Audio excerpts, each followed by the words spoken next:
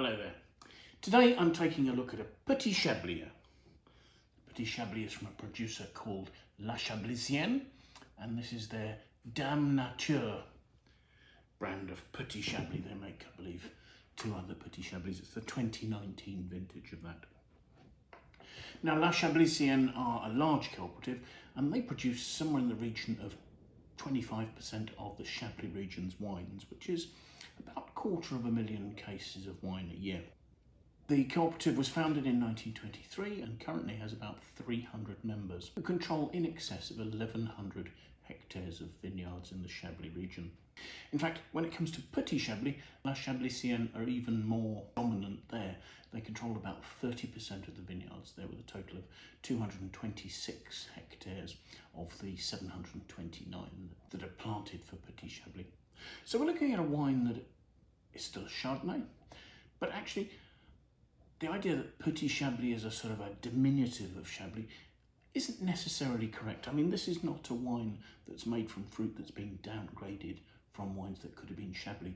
This has to come from specific vineyards, and there's a particular soil type change between the two that's important. So you can't make Petit Chablis on vineyards that are classified for Chablis, Chablis Premier Cru, Chablis Grand Cru. Petit Chablis has to come from vineyards that have Portlandian soils. And the difference between the Kimmeridgian soils that are important for Chablis and these Portlandian soils seems a little subtle. One is a clay limestone soil and the other is more of a limestone clay soil. So you can understand there are certain subtleties involved here. I mean, essentially, Portlandian soils are younger. It's a harder limestone. There's less of the marine fossil in there than you get in the Kimmeridgian soils in and around Chablis. And the effect that these soils have on the wines is to make the taste a little richer, a little rounder. They don't quite have the finesse or the elegance that Chablis would command in that situation. This particular wine grows in vineyards within the communes of Chablis itself and those of the neighbouring commune of Saint-Cyr-les-Colommes. And being younger soils, it tends to be that the Portlandian soils are actually higher up. So there are occasions where you'll find Petit Chablis vineyards sitting not far from the Grand Crus, but on a plateau above them.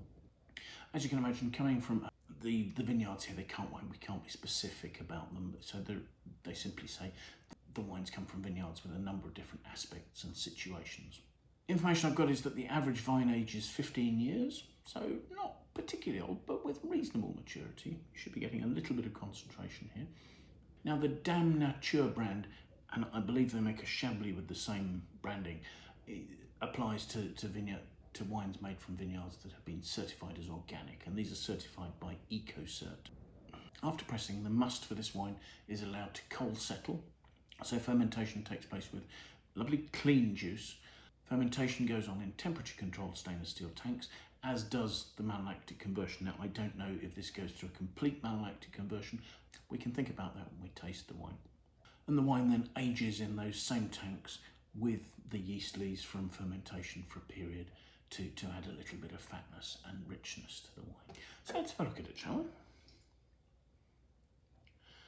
Firstly, we have, I suppose, at best a medium yellow colour there, maybe pale to medium yellow. Swelling it, the wine only has 12.5% alcohol, so not surprisingly, it's not forming huge tears on the side of the glass. Oh, it seems passably viscous. Let's see what we make of the aroma, shall we?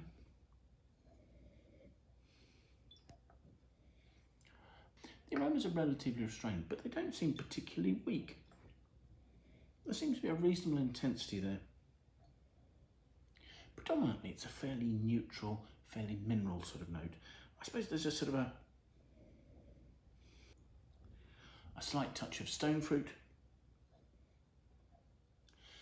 and perhaps a little bit of mealiness, but there's been no oak applied to this wine. So I'm assuming that that's coming from the sort of yeasty, leesy notes. So perhaps a little bit of maybe doughiness, maybe almost through to a toasty. There's a bready note going on there of some sort. So there is some complexity. This is not just a sort of a completely simple, straightforward wine. So let's have a taste.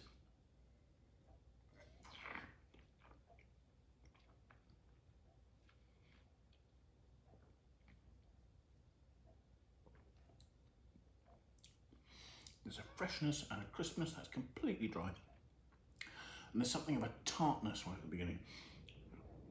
A sort of an appley sharpness with a slight sort of hint of phenolics there counterplaying against it. And the tartness makes me think that the wine probably has retained some of its malic acidity just to keep it fresh.